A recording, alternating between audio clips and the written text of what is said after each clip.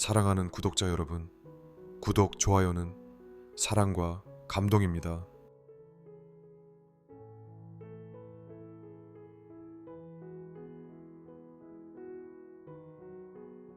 오늘의 명언 이야기.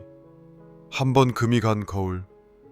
신뢰는 깨지기 전까지는 보이지 않지만 한 번 금이 가면 다시는 예전 모습으로 돌아갈 수 없다. 그러므로 신뢰는 무엇보다 소중히 다뤄야 할 마음의 약속이다. 어느 날 오래된 탁자 서랍 속에서 한 장의 유리 거울이 나왔다. 가운데가 살짝 금이 간 오래된 거울. 한쪽은 여전히 맑게 비쳤지만 그 금 하나로 전체가 흐릿해져 있었다. 그 순간 문득 떠오른 말이 있다. 신뢰는 유리 거울 같은 것이다. 한 번 금이 가면 원래대로 하나가 될 수 없다. 스위스 철학자 아미엘의 말이다. 신뢰는 처음엔 잘 보이지 않는다. 그저 자연스럽게 존재하는 듯하다. 부모와 자식 사이, 친구 사이, 연인 사이, 동료 사이에도 우리는 그것이 있는 줄 알고 살아간다. 그러다 어느 날 작은 실수 하나, 작은 거짓말 하나, 작은 이기심 하나가 조용히 금을 내기 시작한다. 대학교 시절 단짝 친구가 있었다. 함께 수업 듣고 시험 공부하고 여행도 갔던 사이. 어느 날 친구가 말했다. 지갑을 안 가져왔는데 잠깐 10,000원만 빌려줄래? 별 생각 없이 흔쾌히 빌려줬다. 며칠이 지나도 말이 없길래 슬쩍 꺼냈다. 아, 지난번에 빌려준 10,000원 기억나? 그런데 친구의 말은 뜻밖이었다. 내가 그랬었나? 아니야, 안 빌렸을 텐데. 그 순간 마음에 작은 금이 갔다. 돈 때문이 아니었다. 잊었을 수는 있어도 부정하는 태도가 서운함을 넘어 실망이 되었다. 이후에도 우린 계속 만났고 겉으로는 예전처럼 웃었지만 예전처럼 마음 깊이 나누지는 못했다. 그날의 10,000원은 그저 돈이 아니었다. 믿음에 생긴 조용한 금, 그리고 다시는 되돌릴 수 없던 거울의 균열이었다. 러스킨은 말했다.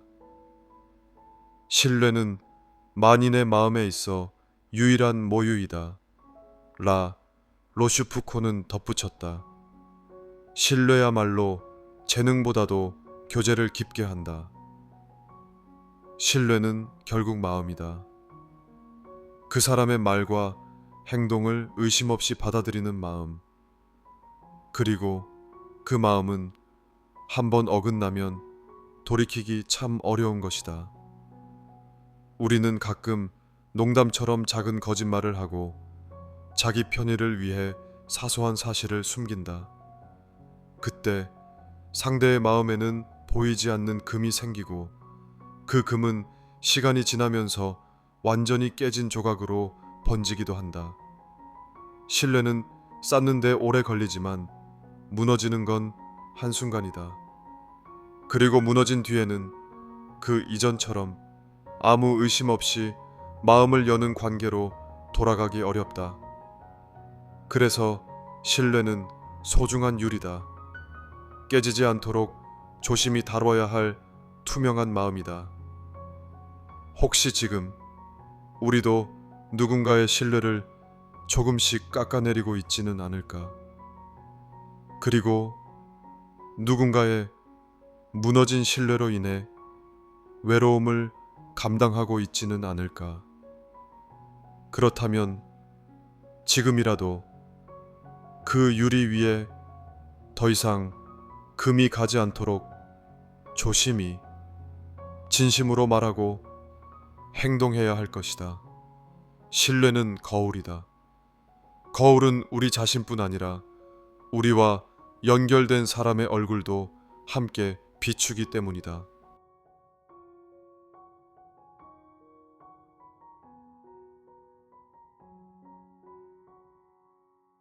오늘의 명언 이야기. 정중한 말에도 가시가 있다. 경멸은 소리 높이지 않는다. 그러나 그 말은 마음을 다치게 한다. 말의 정중함보다 중요한 것은 그 말에 담긴 진심이다. 경멸은 늘 정중한 말 속에 교묘히 감춰져 있다. 프랑스 작가 스탕달의 소설 적과 흙에서 나온 이 말은 오늘날 우리가 살아가는 사회에서도 여전히 유효한 통찰이다. 말은 부드러웠다. 표정도 웃고 있었다. 하지만 그 말 속에 담긴 작은 가시 하나가 한 사람의 마음을 베어낸다면 그건 분명한 폭력이다. 예전엔 무례란 크게 소리치거나 욕설을 내뱉는 것이 전부인 줄 알았다. 하지만 나이가 들수록 알게 된다. 가장 날카로운 무례는 겉으론 친절해 보이는 말투 속에 숨어 있다는 것을. 아, 그 정도면 잘했네. 너의 실력치곤. 오, 너가 이걸 혼자 해냈다고? 정말 의외다. 그 나이에도 아직 이런 거 좋아해? 귀엽다. 이처럼 미소 띤 말투로 내뱉는 문장들은 칭찬처럼 들릴지 몰라도 그 안에는 교묘하게 감춰진 우월감과 경멸의 씨앗이 있다.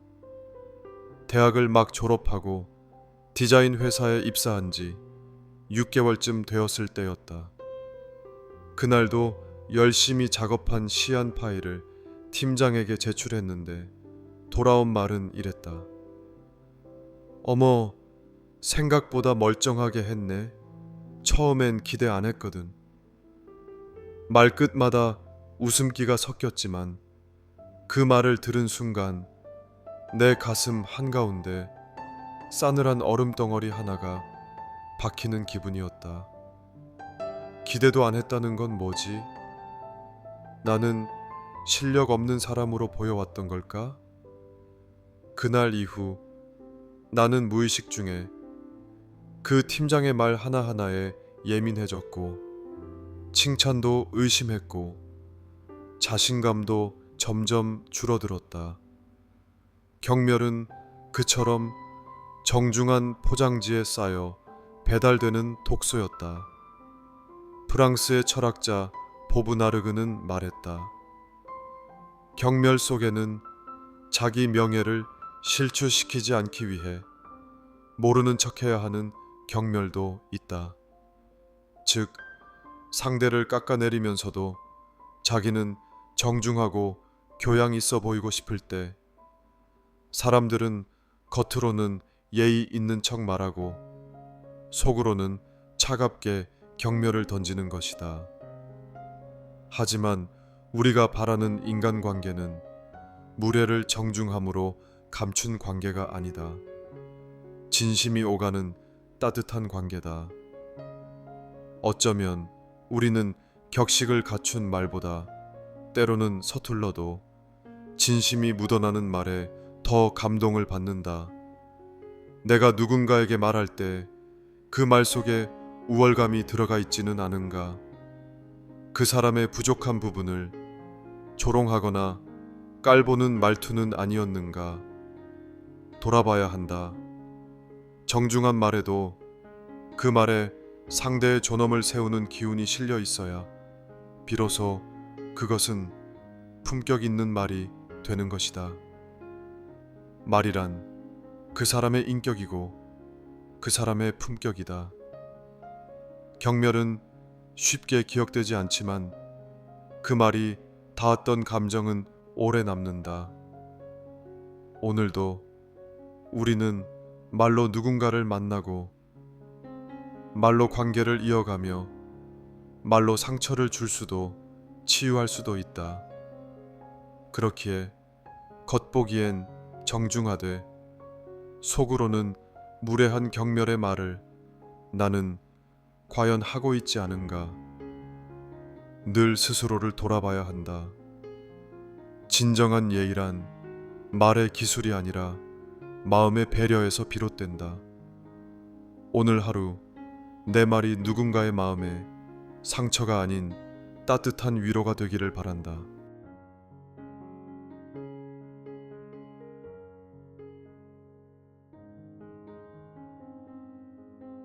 오늘의 명언 이야기. 고독을 견디는 별은 더 멀리 빛난다. 고독은 외로운 벌이 아니라 자신을 들여다볼 수 있는 시간이다. 고독을 견뎌낸 사람만이 스스로를 넘어설 수 있다. 어느 날 책 속에서 이런 문장을 만났다. 고독은 모든 뛰어난 인물의 운명이다. 독일 철학자 쇼펜하워의 말이었다. 그 문장을 처음 읽었을 땐 어쩐지 무겁고 어두운 느낌이 들었다. 왜 뛰어난 사람들은 고독해야 할까? 그들은 인정받고 사람들로부터 박수를 받아야 할 존재 아닌가? 하지만 시간이 흐를수록 그 말의 의미가 조금씩 마음 깊은 곳에 스며들기 시작했다. 한 광고 회사에서 일하는 후배 지우는 아이디어가 좋기로 소문난 디자이너였다.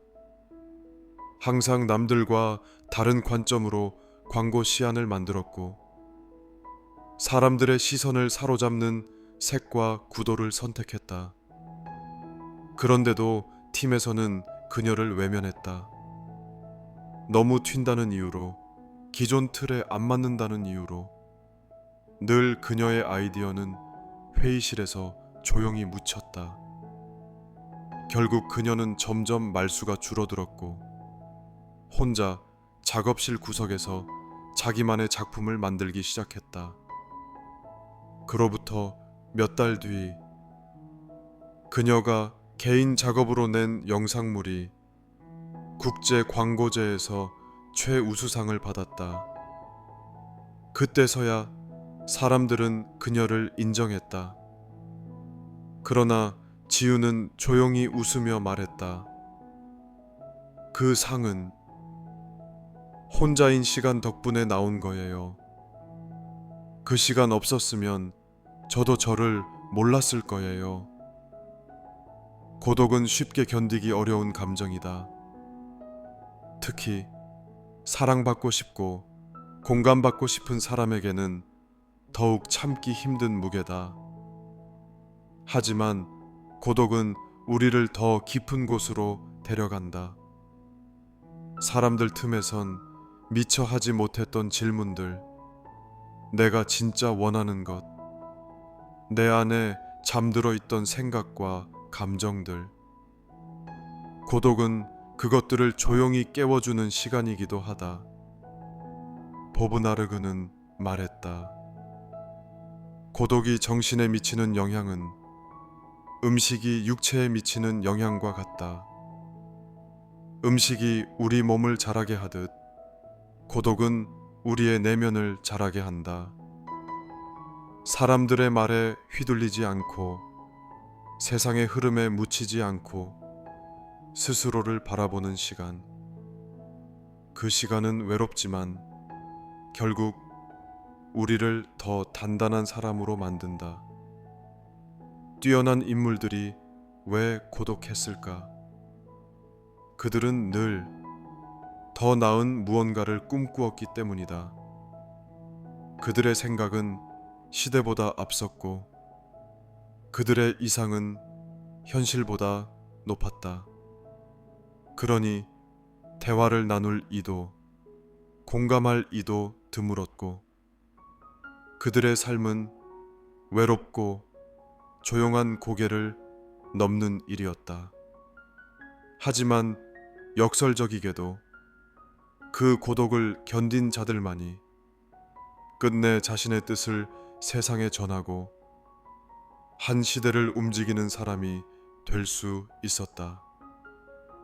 고독은 때때로 우리에게 이렇게 묻는다. 너는 진짜 너가 누구인지 알고 있니? 모두가 등을 돌려도 너는 너 자신을 믿을 수 있니? 이 질문의 끝까지 답을 찾은 사람만이 고독을 넘어 깊은 생의 깨달음과 빛을 얻게 된다. 오늘도 혼자 있는 이들이 많다. 혼자 꿈꾸고, 혼자 싸우고, 혼자 자신을 다지는 이들이 있다. 그들은 고독 속에서 자신의 뜻을 쓸고 닦으며 마침내 언젠가 세상을 향해 조용한 빛을 뿜어낼 것이다. 별은 언제나 어둠 속에서 가장 빛나듯이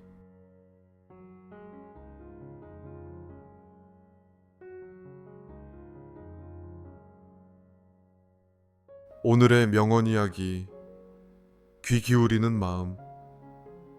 진심을 나누는 대화는 말보다 경청에서 시작된다. 사람은 누구나 말하고 싶어 한다. 그러나 진짜 소통은 들어주는 사람 곁에서 피어난다. 고대 그리스 정치가 데모스테네스는 말했다. 자연은 인간에게 한 개의 혀와 두 개의 귀를 주었다. 말하는 것에 두 배를 들어야 하기 때문이다. 그 말은 너무 단순하지만 현대 사회를 살아가는 우리에겐 잊혀진 지혜이기도 하다. 우리는 바쁘다. 시간도 바쁘고 마음도 바쁘다. 그래서 상대방의 말을 끝까지 들어주기보다 내 말을 할 타이밍만 노리는 경우가 많다. 상대방이 말하는 동안 내 머릿속은 어떻게 답할까를 이미 준비하고 있다. 그건 듣는 게 아니다. 기다리는 척하며 말할 준비만 하는 것이다. 중학교 2학년 딸을 둔 40대 엄마는 하루는 딸이 학교에서 돌아오자마자 엄마, 나 친구랑 싸웠어 라고 말했다. 엄마는 깜짝 놀라 곧바로 조언을 쏟아냈다. 네가 뭐라고 했는데? 그런 말은 하지 말았어야지. 엄마 같으면 그냥 넘어갔지. 요즘 아이들은 왜 그렇게 예민한지 몰라. 하지만 딸은 점점 표정이 어두워졌고 결국 방으로 들어가 문을 닫아버렸다. 다음 날 딸의 담임 선생님이 전화로 말했다. 어제 학부모님 따님이 울면서 그러더라고요. 엄마가 내 얘기는 안 듣고 자기 말만 해요. 라고요. 그 말을 들은 엄마는 가슴이 철렁 내려앉았다. 그날 밤 엄마는 말하지 않고 딸의 옆에 조용히 앉아 말했다. 어제 이야기 엄마가 진짜로 듣지 못했구나. 다시 말해줄래? 이번엔 끝까지 들을게. 딸은 말이 없더니 곧 고개를 끄덕였고 그날 밤 둘은 오랜 시간 동안 말없이 서로의 마음을 들었다. 듣는다는 건 기술이 아니라 태도다. 눈을 마주치고 고개를 끄덕이고 중간에 끼어들지 않고 상대의 감정을 온전히 느끼는 것. 그 속에서 우리는 이해받고 있다는 위로를 얻게 된다. 영국의 속담에 현명한 자는 긴 귀와 짧은 혀를 가지고 있다 라는 말이 있다. 또 영국의 정치가 와이드빌은 현자의 입은 마음속에 있고 어리석은 자의 마음은 입안에 있다 라고 했다. 무엇이든 먼저 말하고 싶고 자신을 드러내고 싶은 욕구는 인간의 본능일지 모른다. 그러나 진짜 지혜로운 사람은 먼저 듣는다. 그리고 그 듣는 태도 안에 상대는 신뢰와 편안함을 느낀다. 누군가에게 말을 잘하는 사람보다 내 얘기를 잘 들어주는 사람이 훨씬 더 오랫동안 기억에 남는다. 어떤 이는 훌륭한 조언 한마디보다 조용히 들어준 30분이 더 큰 위로가 되었다고 말한다. 말에는 기술이 필요하지만 경청에는 마음이 필요하다. 혹시 지금 당신의 주변에도 들어주기를 기다리는 누군가가 있지 않은가? 바쁘고 피곤하더라도 잠시 멈춰서 그 사람의 말을 끝까지 들어보자. 그것이 사랑이고 관심이고 연결이다. 우리 모두는 말하고 싶어 하는 존재지만 들어주는 사람 곁에 오래 머물고 싶어지는 존재이기도 하다. 그러니 오늘은 말을 줄이고 귀를 조금 더 크게 열어보자. 그것만으로도 누군가의 하루는 충분히 따뜻해질 수 있다.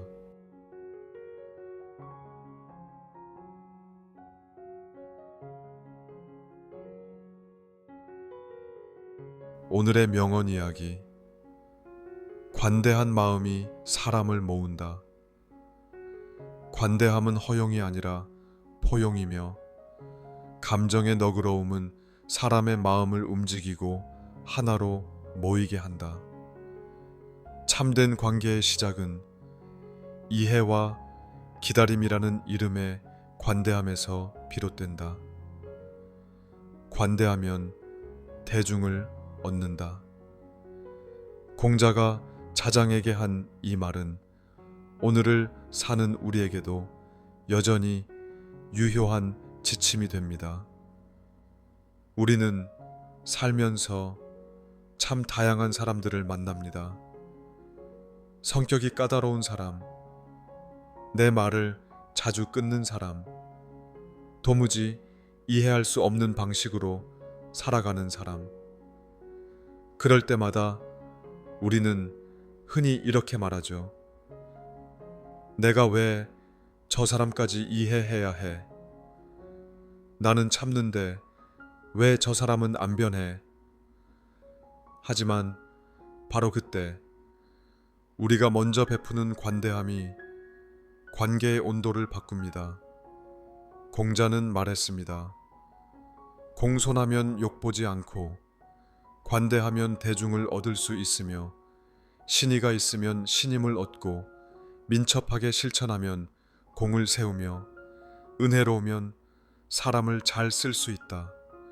그 5가지는 곧 사람 사이에서 인이 피어나는 조건입니다. 특히 관대함은 그 모든 덕목의 기초가 되는 마음의 너그러움입니다. 어느 프랜차이즈 카페에서 일하던 20대 청년 현수는 입사 3개월 만에 실수를 연이어하며 동료들과 갈등을 겪고 있었습니다. 손님 주문을 잘못 받고 결제를 틀리게 하고 주방에서 컵을 깨뜨리기도 했습니다. 점점 동료들은 불만을 쌓아갔고 매장 분위기 또한 냉랭해졌습니다. 그러던 어느 날 매장 사장이자 점주인 중년 여성은 전체 회의 시간에 조용히 말했습니다. 현수 씨가 요즘 실수가 잦은 거 나도 다 알고 있어요. 그런데요, 우리 중에 실수 안 해본 사람 있나요? 저도 예전엔 하루에 컵 10개씩 깬 적 있어요. 중요한 건 그 실수보다 지금 현수 씨가 고치려는 마음을 갖고 있다는 거예요. 그걸 우리가 먼저 봐줘야 하지 않겠어요? 그 말 이후 동료 직원들의 태도는 눈에 띄게 달라졌습니다. 그들은 현수에게 사소한 팁도 나눠주고 말투도 부드러워졌습니다.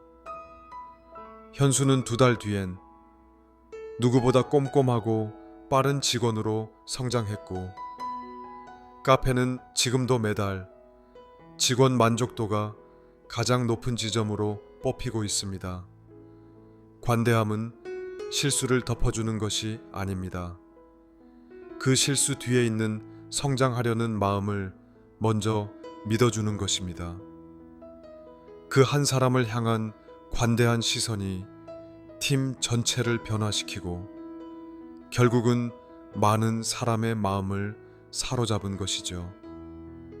사람과 사람 사이에 생기는 벽은 대부분 다름에서 비롯됩니다. 성격의 다름, 말투의 다름, 사고방식의 다름. 하지만 관대함은 그 다름을 껴안는 지혜입니다. 나와 다르지만 틀리지 않다 라는 믿음으로 그 사람의 자리도 인정해 주는 것.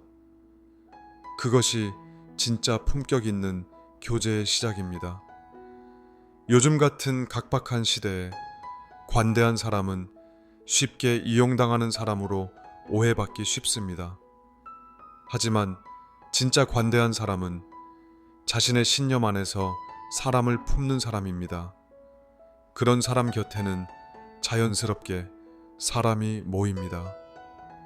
그 모임은 강요된 충성이 아니라 마음에서 우러난 공경과 신뢰로 맺어지는 관계입니다. 오늘 나와 생각이 달라 답답했던 그 사람, 혹시 내가 한 걸음 더 물러나면 그 사람이 다가올 수 있는 공간이 생기지 않을까요? 우리 모두는 누군가의 관대함 덕분에 여기까지 올 수 있었던 사람들입니다.